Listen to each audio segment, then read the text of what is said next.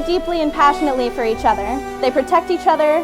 They help each other in ways that are obvious and unnoticed, but always appreciated.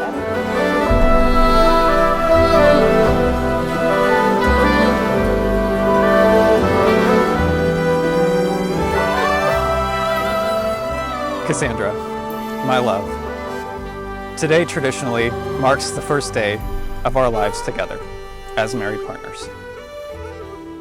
So, under the rustling leaves, the echoing caves, on the grounds of this beautiful and consequential land, in front of those that we love and hold close, I promise to you to love you no matter the circumstance.